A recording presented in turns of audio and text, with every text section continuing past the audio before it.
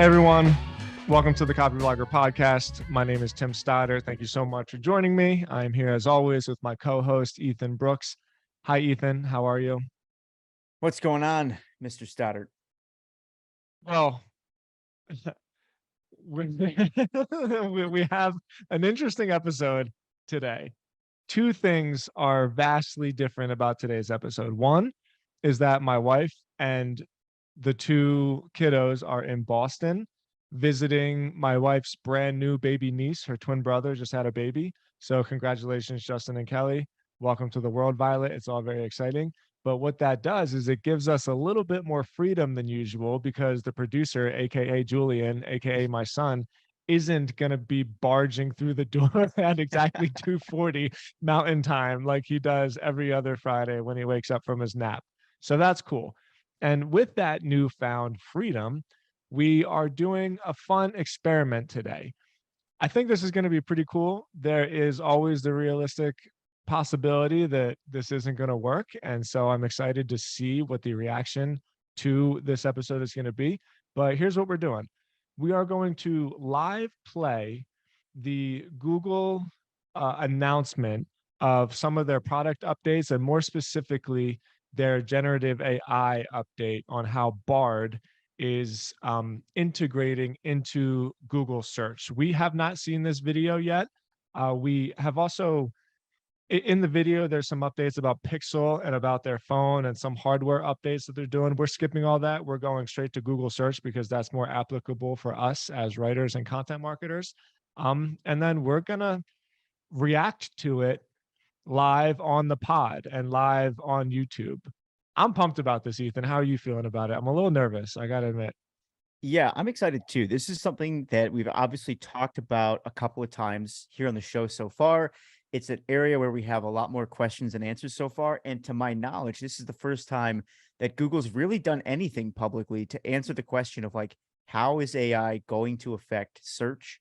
And potentially, what does that mean for publishers and content marketers and stuff like that? So I'm excited to dig in. I have, like you said, no idea what is actually in this. I will say though, I've seen some other people tweeting about how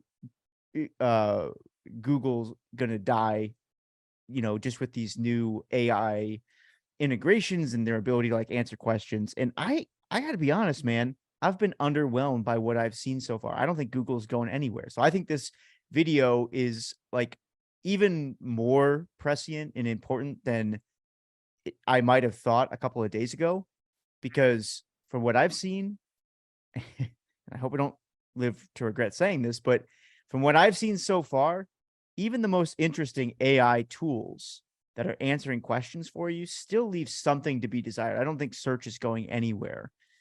And so we're going to take a look at exactly what Google thinks is going to happen to search. And I'm stoked for that. Oh, well, let's do it. Let's dive right in, pull it up. All right. For those wondering, Everything the else. link to the video is going to be in the show notes of the episode on copybloggerpod.com. So you can watch this video yourself. Like we said, this is a edited version of, I believe, the entire conference announcement, I guess you would call it, was about 45 minutes or so. There's about 9 minutes of material here. So we'll get through what we get through. And we'll have the link to the video in the show notes. And yeah, man, hit play. Let's see what we got. To give you a sense of how we are bringing generative AI in search, I'm going to invite Kathy onto the stage. Kathy? Hey, Kathy. Is this in Palo Alto? Is that how you say it? I'm actually not sure where it is. It's a huge, Outside. yeah, huge Like venue. a huge outdoor tent. Thanks, Sundar.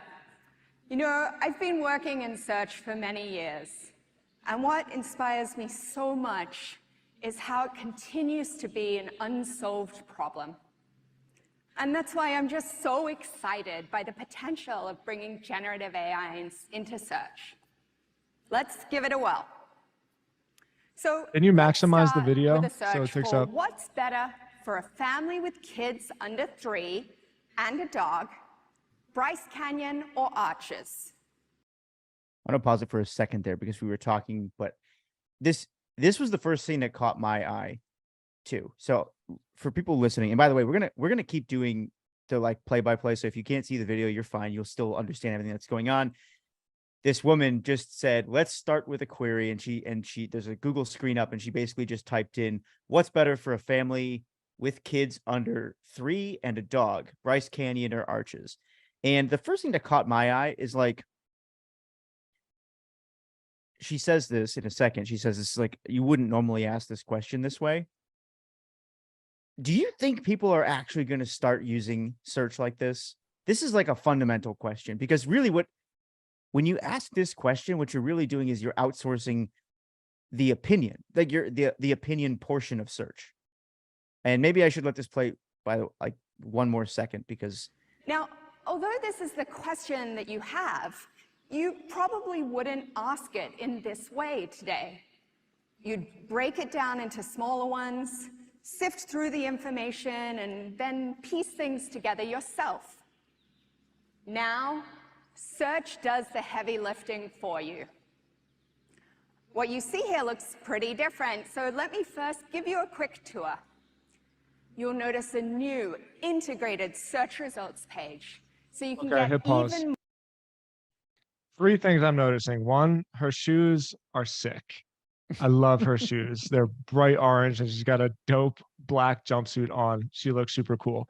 The second thing I'm noticing is I think it's timely that even when they're giving the example of the search, they're using terrible grammar. And I think that speaks to how fast people search these days. Whereas, I mean, so the search query, what's better for a family with kids under 3 and a dog, comma, that's a question, by the way. And then Bryce Canyon or Arches, I think it is. We can't see the rest of the line. And again, there's no question mark there. So that stuck out to me, where I don't typically go to Google and ask really long form, long tail questions like this. I don't. And so I wonder if they're seeing some kind of signal in ChatGPT where people are just spitfiring the first thing that comes to the top of their mind without giving it any cohesive thought. And so after that was a little bit of a prelude. Here's what I'm really curious about, and you and I were texting about this for the last couple of days. How in the hell does Google make any money at all from this? So this is a presentation, obviously, so they're going to clean it up as best as they possibly can. But like, where do the ads go? Where, you know what I mean? Like, where's the ads? There's just no way that me, as somebody that facilitates a pay-per-click service for clients, that I'm going to get the same amount of clicks that I have been getting over the last 10 years. And by the way, cost per click has been going up and click volume has been going down. So it's like reverse correlating ineffectiveness. And I don't see any reason why this is going to make that better at all. Like, how does Google make money? Because the AI search result is at the very, very top of the page. I keep forgetting that most people just listen to this. When you ask the question, you hit enter, the SERP results, the search engine results page, that's generally what we call the list of results that happens when you Google something. They're underneath probably the first 3/4 of real estate. And the generative AI response takes up that first 3/4. So where do the ads go and how do they make any money? Yeah. Yeah, I think actually both those questions are great. The first one that you asked touches on something that I was kind of getting at too. You talked about, how they're using grammar and the types of questions that they're asking and whether they're seeing signal in open AI's research that people are starting to use these AI tools this way. But I don't know, man. I mean, maybe this is just me. Maybe this is an old-fashioned thing. Something feels very weird and unnatural about outsourcing the decision making of which of these options is actually better for you and your family. Like she says, and I don't know, maybe is it just me or are people actually doing this? So what's better for a family with kids under 3 and a dog, Bryce Canyon or Arches? She makes a great point, which is that normally you would go and you would sift through a whole bunch of information and then you would make that decision yourself. And what they're essentially hypothesizing here is that you'd actually be willing to just get AI's, like an AI generated opinion on that. And the AI result seems to be created from a handful of different sources. So she's probably going to talk about this in a second, and I'll let it play Yeah. just a little bit more here. But for people who are only listening, it's kind of, the structure is kind of similar to what you've seen in Google recently, where they'll display some written answer. That's called the SERP, right? Or no, that's not the SERP. What's the thing The where it's like SERP is literally the the SERP answer is whatever comes up when you hit enter. You're talking about the open graph. So, sometimes Google just That's it. answers the question for you. If Yep. you go to Google and say, what time is it? It'll just say the time at the very top. Yeah. So That's this, not an organic result. This is different though. well, I'm going to say that this is similar in that, instead of just listing all the different resources, there's now a text answer right at the top of the page that's trying to answer your question. And so it's similar to the open graph that people would have seen in the past, except what it seems to be doing is instead of just quoting a source directly, it seems to be taking several sources and then like distilling their information into an answer. So I don't know. There's something more to dig in on there in a second, because I have some, I guess, opinions about whether or not this will actually be used like this. It seems odd to me. But the other question about how do they make money? I don't know, man. The only thing I could think of is like immediately below this, the first, say, 3 to 5 results become ads. But I don't know. Do you think that they would give up their most? It seems like they're giving up their most valuable ad real estate for this new AI integration, which seems odd. It's not just the most valuable ad real estate, it's the most profitable real estate in the history of the world.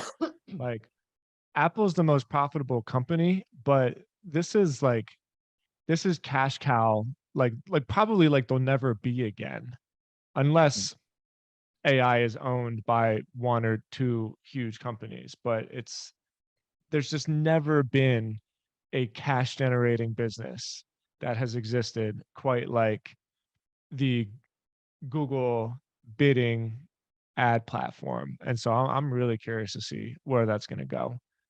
Me too, But man. yeah, I mean, man. Yeah. I'll play here in a second real quick, but the only thing that comes to mind, and I really hope this isn't the way it goes, but the only thing that comes to mind for me that could even start to make up for that would be that, like, somehow ad bidding gets you priority inside of the AI generated result. And I don't know if they're going to go there. Let's let it play some more and we'll see what she says. More out of a single search.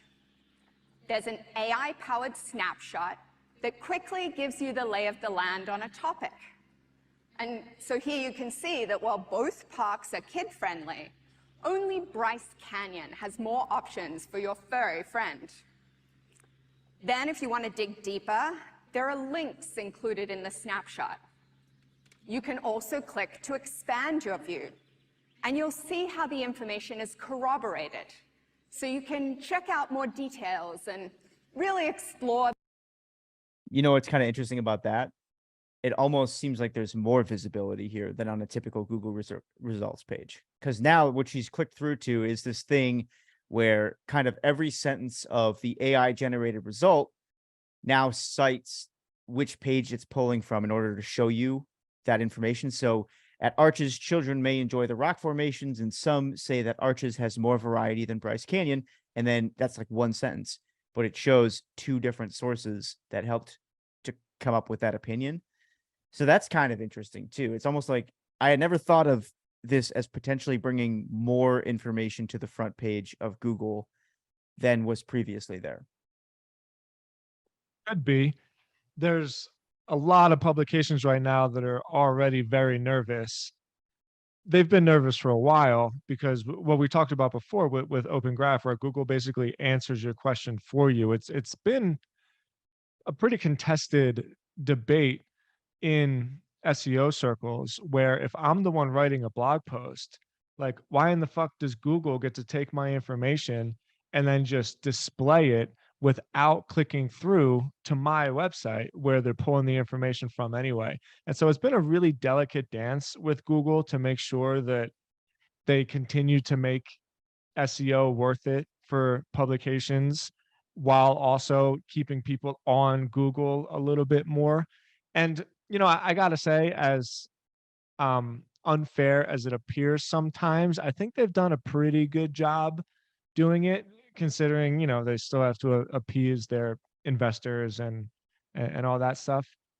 Mm. I don't see how adding more friction, because what happened is they had the search, and then you had the generative AI result, and then to the right there was rich snippets, we call it. So a typical result is just a link with the meta description underneath it, and then a rich snippet is where what we see here, where they pull one of the pictures and they give a little bit more detail.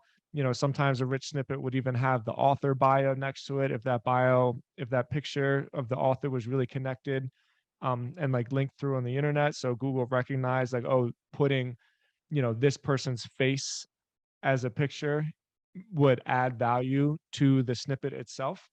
But even with rich snippets, there was still the friction was just scrolling down.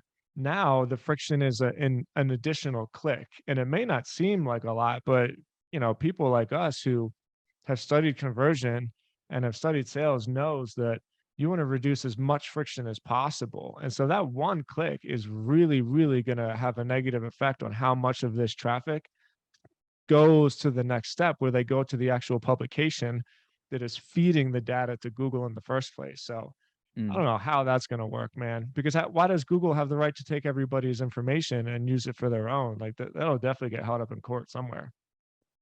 Yeah, you're making me think two other things that are really interesting about this too, which is like on the one hand, so what we're looking at, I've mentioned this a little bit before, but it's like we're currently looking at this page where every sentence from the AI generated result is broken down with these rich snippets that kind of link out to each piece of content that's being used to generate that sentence. To me, this looks like there's something very interesting happening here in terms of long tail keywords, right? Yeah. Because beforehand, I mean, it's almost like beforehand, in order to rank for a search, you pretty much had to understand exactly what the one thing the person was searching for was, and then develop a whole piece of content around that. And now it's different somehow, where it's like there's a general thing that somebody's trying to do, which is I want to bring my family on vacation, and I've got kids and I've got dogs, and I'm trying to figure out what my best options are. And now it's like, okay, well, if you've written something about dogs on vacation in these particular parks, like you're going to be part of the answer potentially. And if you've written something about like restaurants for kids in these parks, you're going to be part of the Totally. answer. And it's like, it's almost like this changes the lens through which you understand search intent. And I'm not totally sure how yet, but it kind of feels like it's going to open up more keywords.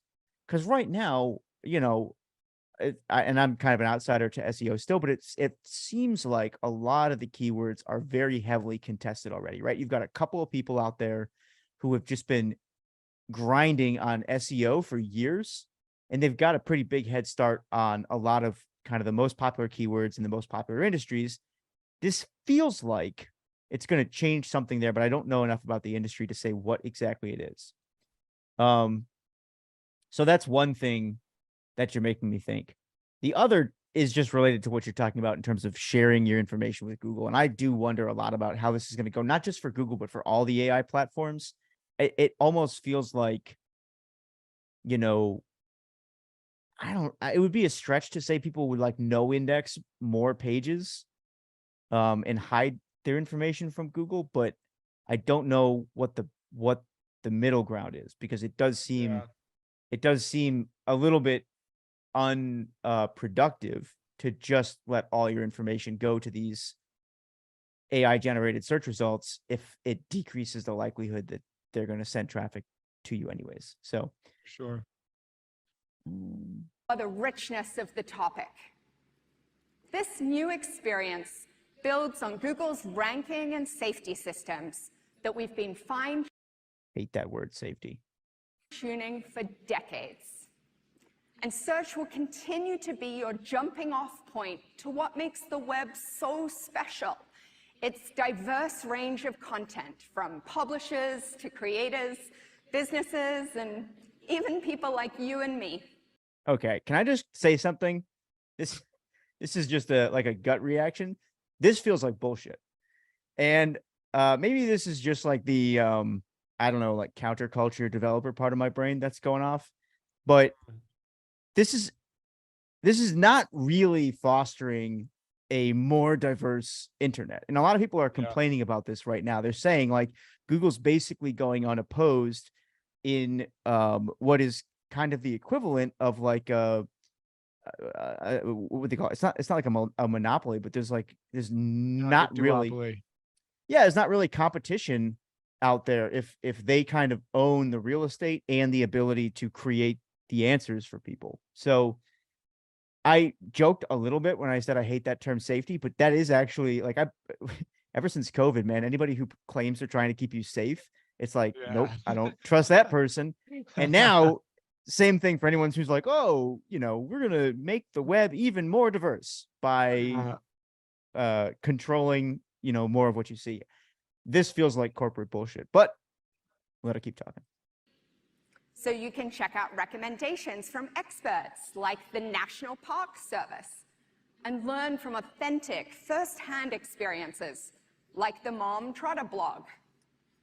Because even in a world where AI can provide insights, we know that people will always value the input of other people, and a thriving web is essential to that. Okay, so here's what she's saying when you break that down. She's saying, this actually isn't that revolutionary. She's saying we're going to continue to elevate voices that come from both trusted expertise and experience, right? That's part of their, what's that acronym they use? Is it EAT? Or what's but EEAT is the new one. Yeah, exactly. That's expertise, experience. What's the A? Authority and trust. Yeah. So, okay. So not super revolutionary, right? That's kind of what search has been built on for a while.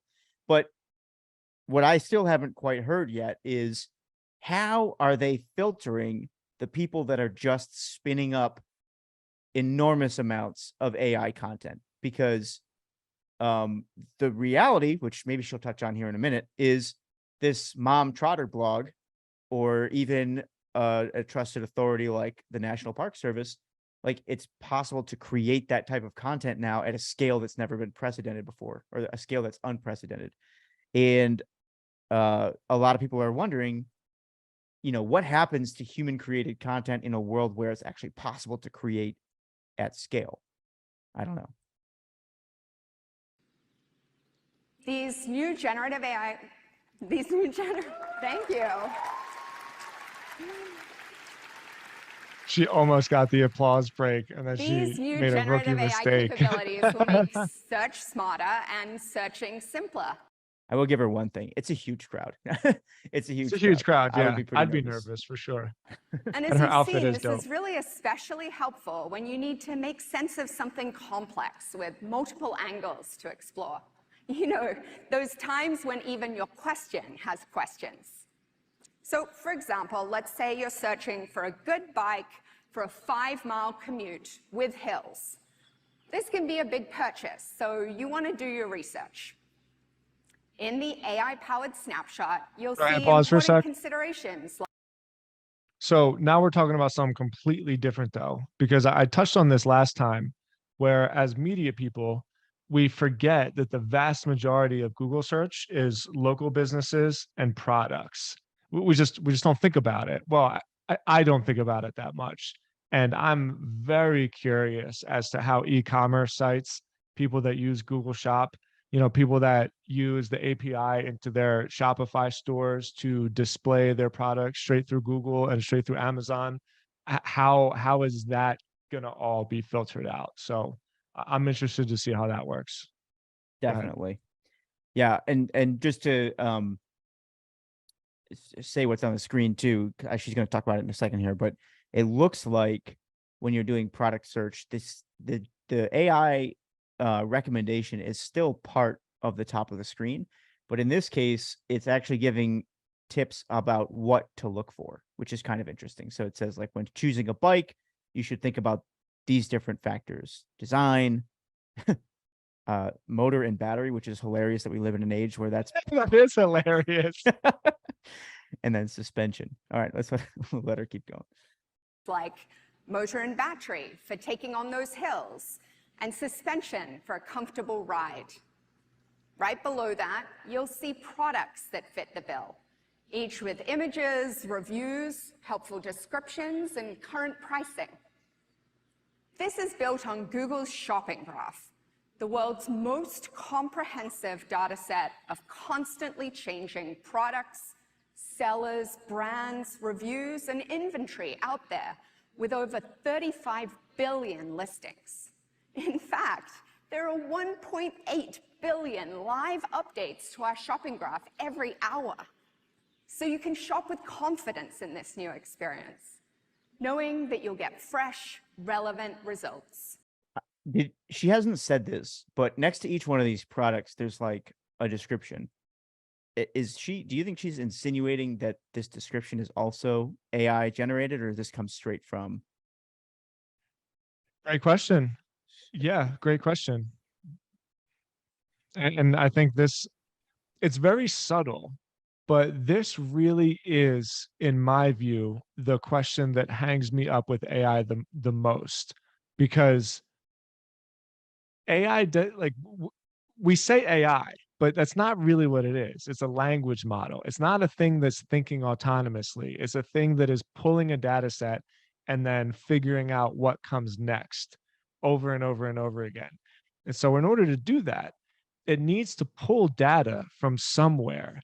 And I don't want to use really harsh language around it and make it seem like it has to be super confrontational, but this is gonna be the friction point where who gets to decide what data Google and Microsoft and any of these platforms really can use, because there's a difference between AI tools where you're essentially feeding your own data to the AI to have it do work for you. You know, we've been going back and forth with some of this, like you can make podcast descriptions and you can have it edit your own videos, but essentially it's your content and you're implicitly giving the AI permission to manipulate that data.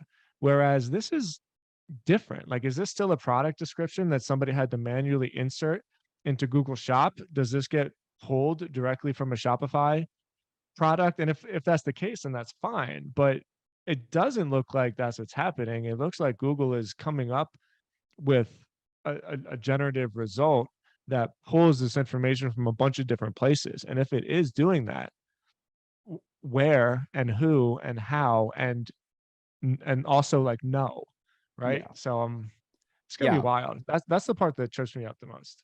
First thing that comes to mind for me, and I agree with you. I just read these reviews. So for people listening, there's basically 4 bikes listed here, and it has the normal information, the name, like number of ratings, price, that kind of stuff that you wouldn't be surprised to see in a Google result.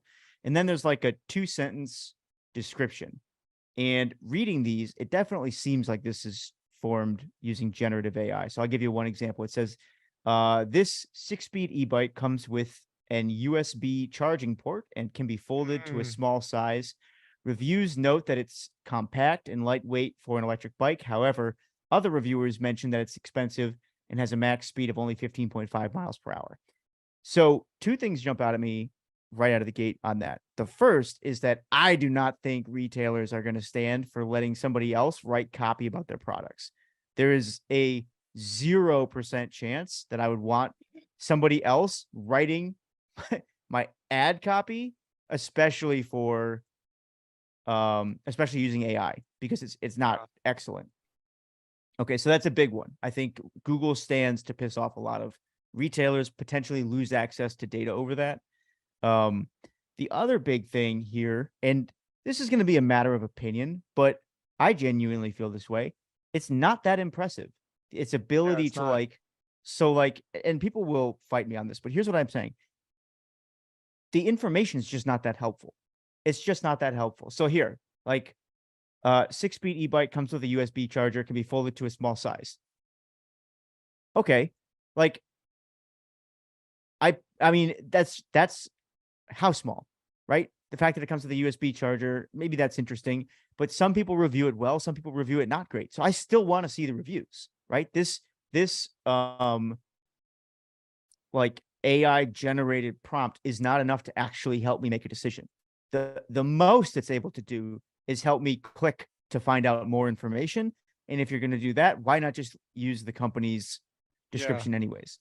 Yeah. And it's kind of the same thing for all of these. And like it's doing the AI thing. I don't know. You never know when you're watching a product demo, because a lot of times these are just, they're not actual product demos. They're like really well manufactured videos that the company puts together using, like designers and stuff like that. So you're not actually seeing the tool being used. Here, the fourth bike, is the only description is it says reliable components, reduce maintenance, upright position, improves comfort and control. And I don't know what the hell that means. As I just don't know what that means. They're also all tagged like good for commuting, which, I mean, it's a bike. They're all good for commuting, right? Aren't they? So So it's obviously to get like a writer who's gonna bully AI and try to pretend like it's not doing anything useful. But I genuinely feel this, and I told you this when we were texting this. I sent Tim a thread the other day of a guy who got early access to what was it? Is it like OpenAI's web integration or something like that? Somehow, yeah, it was ChatGPT 4's open integration, which gives search results basically. yeah. And his take was basically, Google is going to be in big trouble with this. And he gave, I think, 6 or 8 examples of the computer doing interesting things. And the first 2 examples were pretty good. They were like content searches, and they gave like interesting, answers to questions, cited sources, that kind of thing. But almost everything that came after that was just not helpful or impressive to me. And if we have time after this, we can dig deeper into that thread. But I told you this in the text. I was like, like the first 2 were interesting, but after that, I feel like people kind of reach with this, and they almost act like it's more helpful than it actually is, because it's impressive. It's trying to solve for a computer. problem that doesn't exist. Yeah. Okay. And for commercial queries like this, we also know that ads can be especially helpful to connect people with useful information and help businesses get discovered online. They're here, clearly labeled, and we're exploring different ways to integrate them as we roll out new experiences in search. And now there's the ads.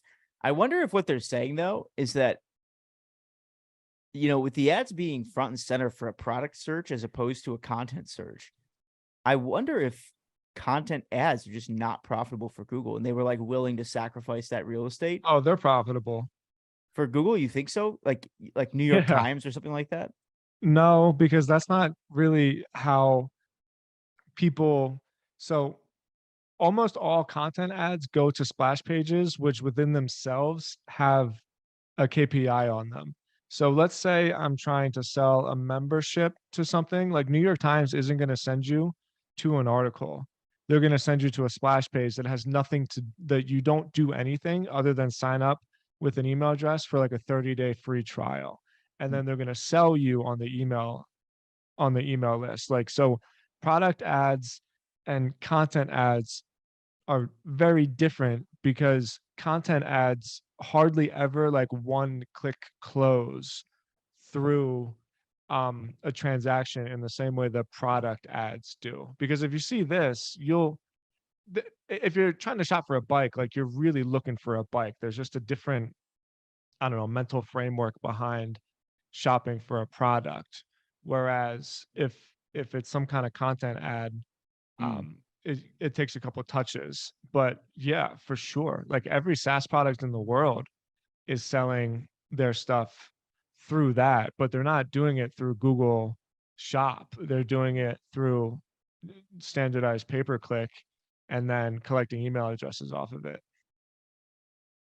Yeah, I guess what I was getting at I might categorize SaaS products a little bit differently than other, like the things that would come up in that first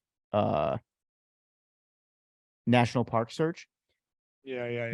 What I'm getting at though is, like, if you were to look at the pie graph of Google's ad revenue, how much of that comes from searches driven by a product search versus a content search, like an It's a good answer question. search? Yeah, Yeah, and it's a I good would, question. I don't know. yeah, I'm not sure. Now that you've done some research, you might want to explore more. So right under the snapshot, you'll see the option to ask a follow-up question or select a suggested next step. Tapping any of these options will bring you into our brand new conversational mode.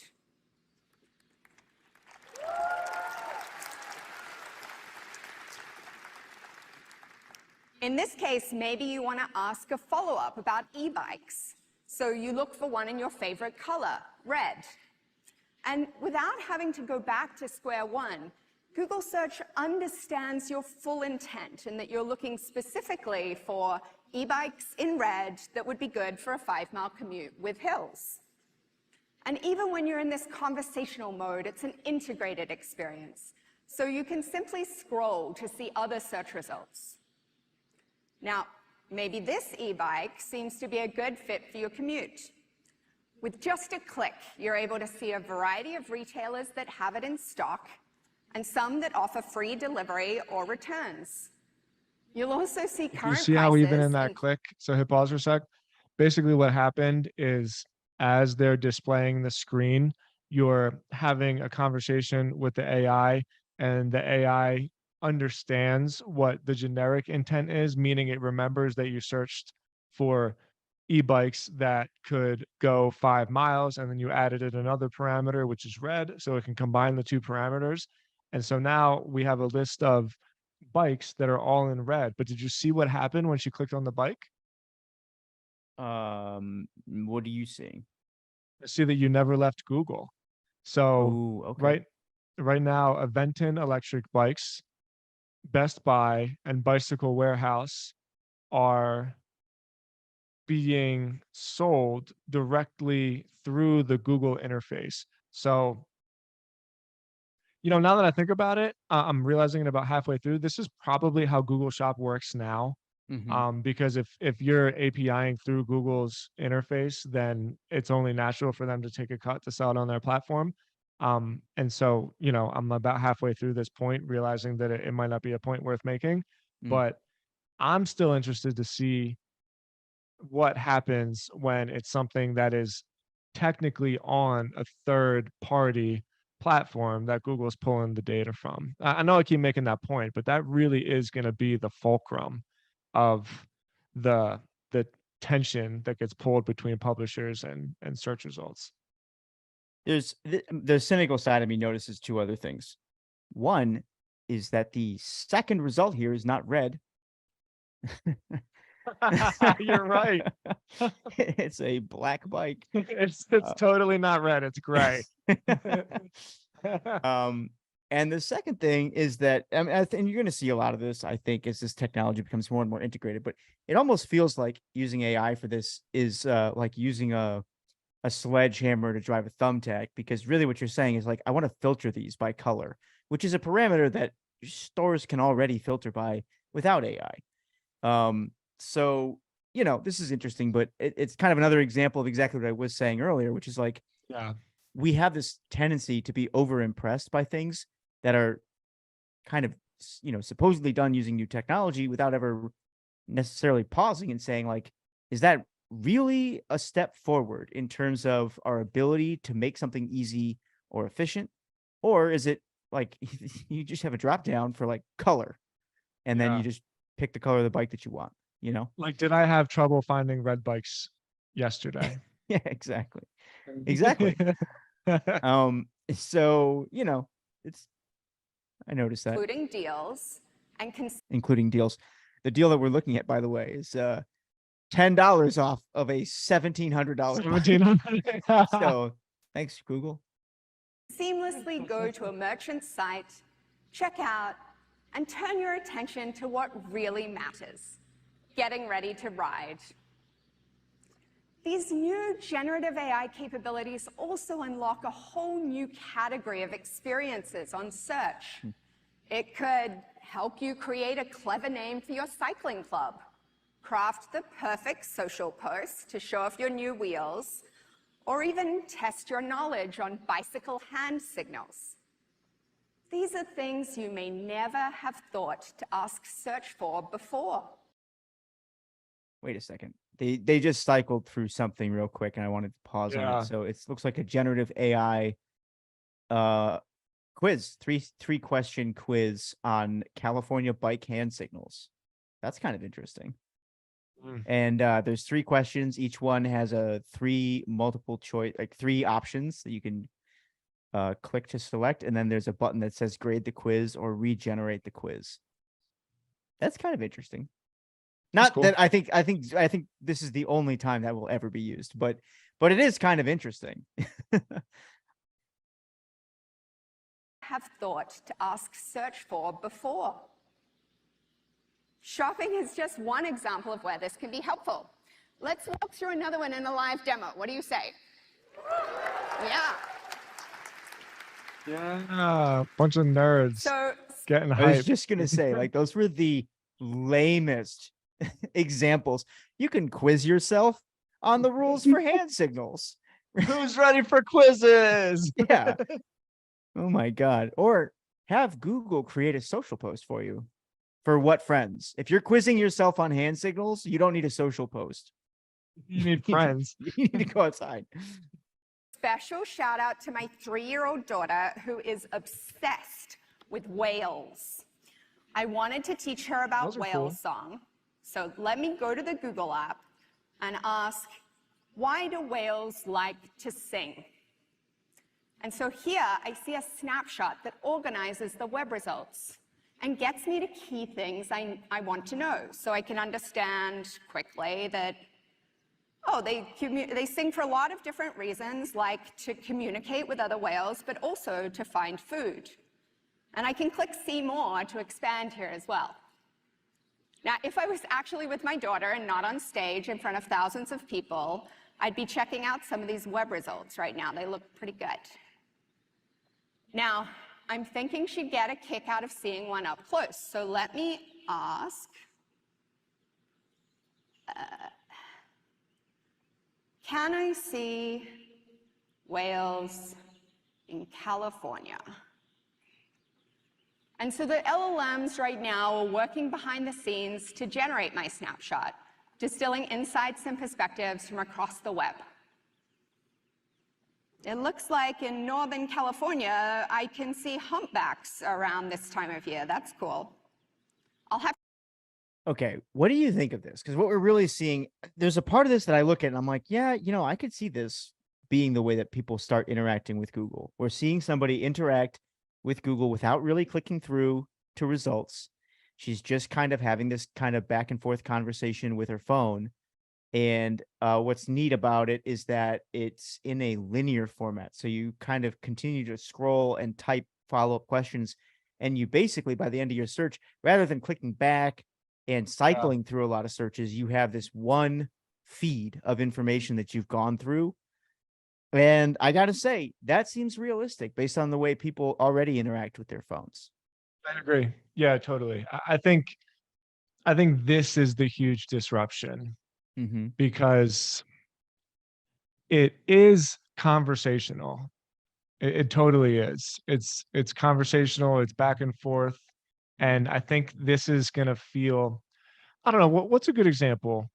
I'm not gonna be able to think of one right now. Well, you know Well, what is a good Siri. example? It feels like Siri. Yeah, exactly. That's exactly what I was just gonna say. The example I used yesterday, where everybody thought that voice was gonna take over everything, but there's just this weird herky jerkiness with the back and forth with Alexa is the one that we thought we were going to use, where really what happens is it's just so much easier to pull out Spotify, search for the song that you already know and hit play. I don't know why that has less friction on it. I couldn't really tell you what it is, but when I see this experience, this is definitely something that people are just going to easily ding, ding, ding, ding, like ping it really, really quick because it's such a natural linear progression of our thinking. Mm-hmm. Yeah, and in some ways, this is almost the opposite of what I was saying earlier. I said when she was searching on the computer and kind of broke down the results, I was saying it almost seems like it makes more real estate available for sources because now you could have each individual line contributed to by several different sources. But in this view, we're looking at the cell phone, and you basically have like the question box, the answer, and then 1.5 results. So if given how much search goes on mobile, I'm going to say that this actually makes search much more competitive because you don't just search, oh, whale watching in California, and then scroll 10 results on page 1. You now have one, would you call that a rich snippet? And then like the corner of the next one that you can see. And I'm assuming you could scroll horizontally to see more, but if you want to get in front of somebody's eyes, this definitely makes it a little bit harder. Have to plan to take her on a trip soon. And again, I can see some really great results. For the people listening, she just countered my own argument because she scrolled a little bit further, and it's normal. It's just normal Google results. Yeah, man, but hold on. So like, let's think about it this way. What if she went to, I wish I could tell her to scroll up the phone, but what if she went to the AI and she said, give me the 4 best places in Northern California to go whale watching. And let's say there's 4 local businesses that all take you out on a boat to try to get humpbacks. Well, if the AI is using the LLM to pull and give you 4 different local businesses, well, which businesses are they going to choose and why? More importantly, which ones are they going to put first and why? Mm-hmm. And even more importantly than that, how are they going to give you the contact information for that local business and which ones are they going to give you and why?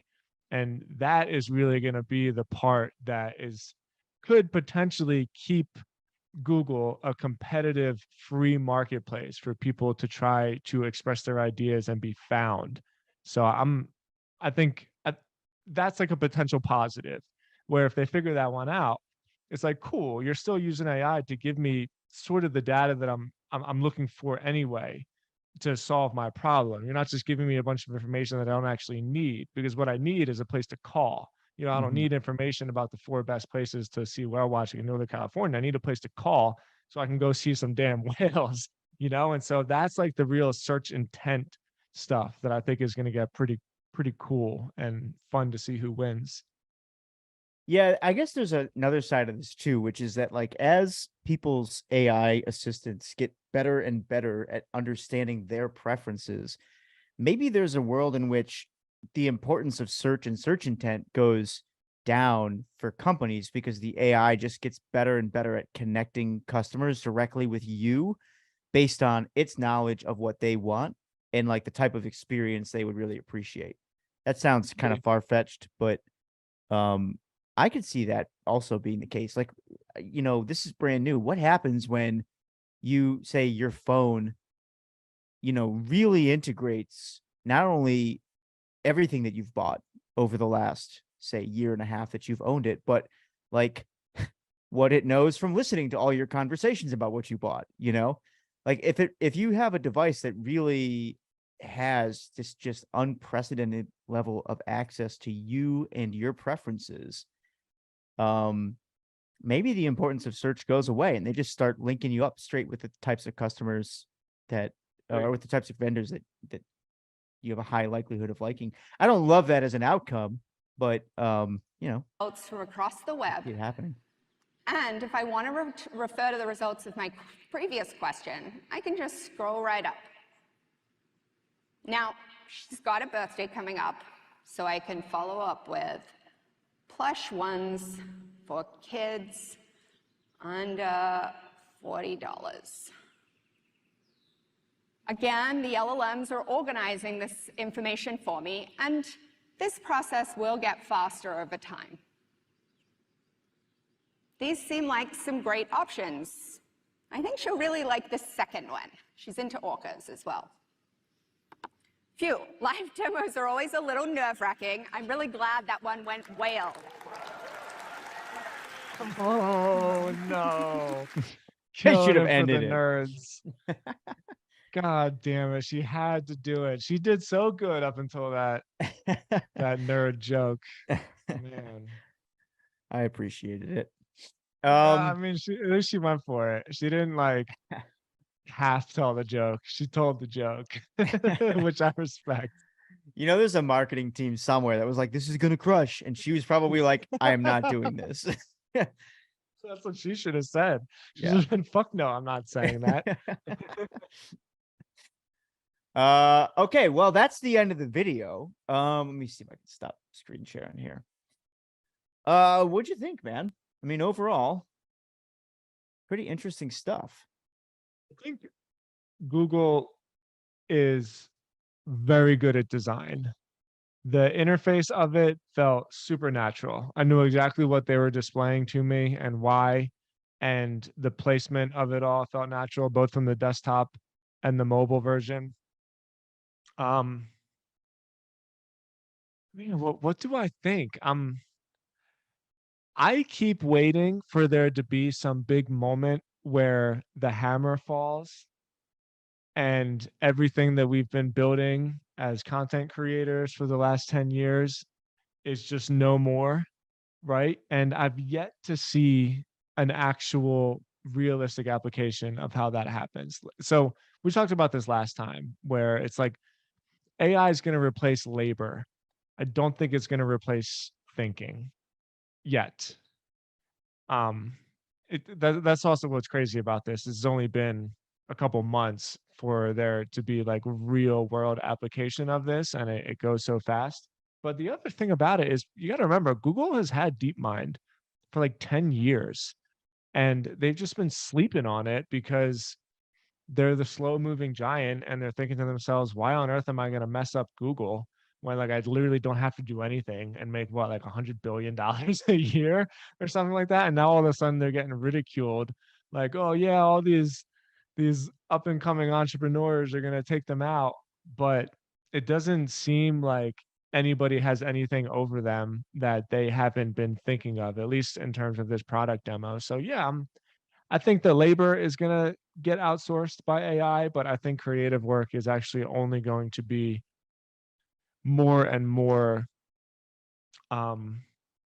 It's going to be a necessity. So Naval says this really good, where he says, if everybody's a programmer and everybody can build robots to do the cooking and the, I don't know, like what are the plants for us, and even hospitals are outsourced by robots, like then what is everybody going to do? And the answer is everybody is going to do creative work. And so I think that's actually kind of what's happening, is there's more and more opportunity to do creative work and not less. I buy that. I buy that. I think there's also, and we've touched on this a couple of times, there's going to be use cases that people are planning for now that never end up actually being adopted. You know, and for whatever reason, like you said with Alexa and voice. I mean, voice has been around for years, and for years people have been saying like voice is the next big thing. Voice is how you're going to interact with your computer. And I don't know, maybe it will be because the tools just keep getting better and better, but maybe there's something that's inherently visual about us or inherently tactile, and it's just never going to be adopted the way some people think it's going to be. And there's plenty of technologies like that. I mean, history is full of examples of technology that is better, more efficient, more effective, that never gets off the ground because people are crazy. You know, people are weird. We're weird animals. We're weird. I'll give you another really random example. Our landlord bought this fridge that has a screen on it, and he was so excited about it. And the whole point of this screen is to make it so that you can see inside the fridge from the outside, and it could even keep track of the food that you have and how much of it, and it can just prompt you to get more eggs. And I say it out loud and I'm like, oh wow, that's so great. Like, I run out of eggs all the time. I eat a ton of eggs, and when I run out of eggs, like it ruins my day. Like my life is put on hold until I buy more eggs. And so, how come I've never ever once even ever thought about not opening the fridge to see how much food I got in there? So I know that's sort of like a weird analogy, but the point is, people are freaking weird. Like, Yeah. why do we do the things that we do? I have no idea. And we're definitely going to discover the weird things we do that as a species, it's not like one person is going to come up with this trend and be like, oh no, I decide we're doing it this way. There's like a universal thing in all of our brains that is going to universally decide that's just not a thing that we do. Yeah. And Yeah. it'll be fun to see what it is. I have no idea. Yeah. I think that Twitter thread that I mentioned earlier actually had some interesting examples of this because, like, I mentioned this up top, like some of the things were actually genuinely improved versions of what we have today. Like, I've got it pulled up here right now. So the very first tweet was, finding the latest news and putting it into a table with linked sources. That's interesting. And I really got to say, I think there's something there that potentially poses disruption for things like newsletter companies, which that's basically the job of a lot of newsletters, is to curate that kind of news. If you just have an AI assistant that is pulling the most interesting news for you, maybe that's different. Although, the iPhones had Apple News built into it forever, and newsletters Never are still worked. fine. Yeah, Yeah. it never So, worked.